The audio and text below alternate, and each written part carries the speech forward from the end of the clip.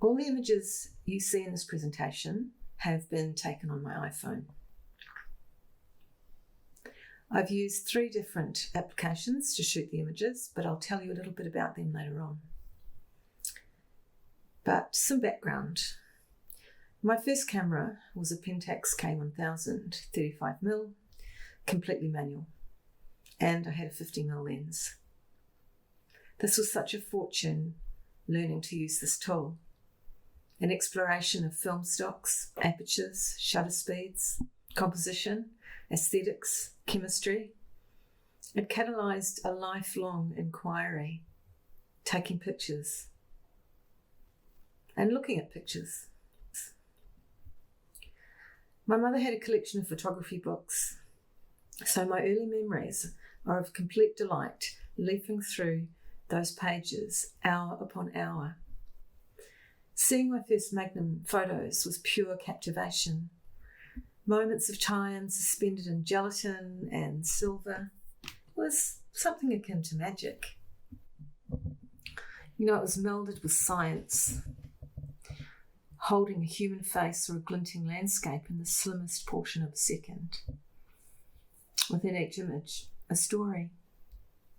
I was hooked. This practice is research as an attempt to concentrate my photographic effort using some of the ideas outlined in the foreword of Henri Cartier Bresson's wonderful book, The Decisive Moment. The French publication, interestingly enough, was named Images à la Sauvette, Images on the Run. From that writing, I took a selection of directives in order to be able to concentrate this photographic effort. They are as follows. Be mindful of every frame taken. Be present and stay within the unfolding scene. No manipulation, and use natural or available light. Do not manipulate reality while shooting or in post-production. Approach the subject with sensitivity. Think of the smallest thing as being a great subject. I had intended to shoot around the area I live, a rural area 1 hour north of Auckland, New Zealand's largest city. What I found was I took any opportunity to shoot wherever I was, quickly editing, a little bit of contrast and brightness on the fly, and then posted to Instagram immediately, of course, where I discovered the hashtag life in black and white.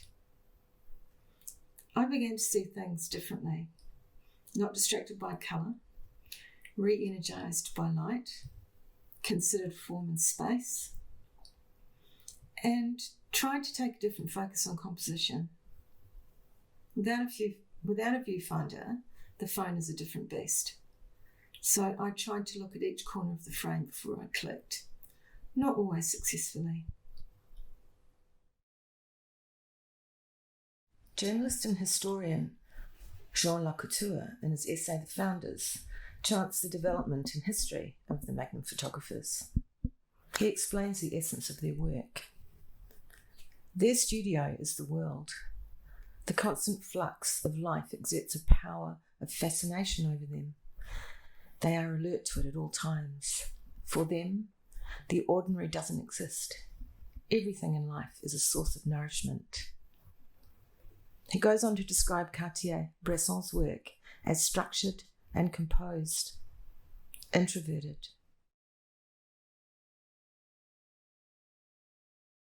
Cartier's resolve was, as he described it, to trap life. He also said he wanted to preserve life in the act of living, describing his camera as an extension of my eye, and that he and that camera were inseparable.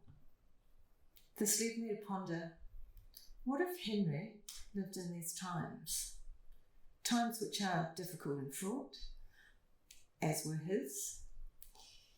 Would he pick up a phone and shoot? I believe he would. But not to Instagram his dinner or take accountant's selfies. He would document as he always had.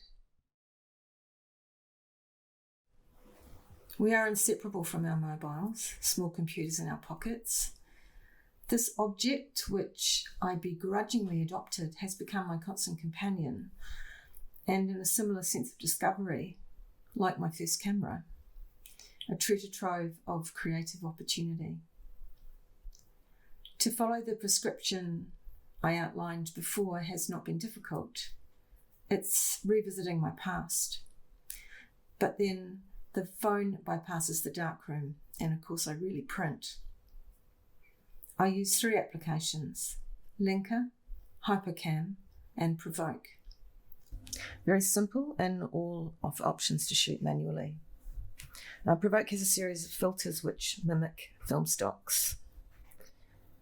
There's no option to shoot colour, so it's all looking at the world in black and white.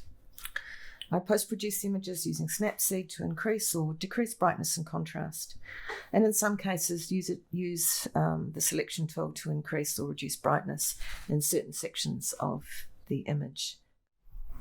I just want to talk about following the directives and reflecting on the work.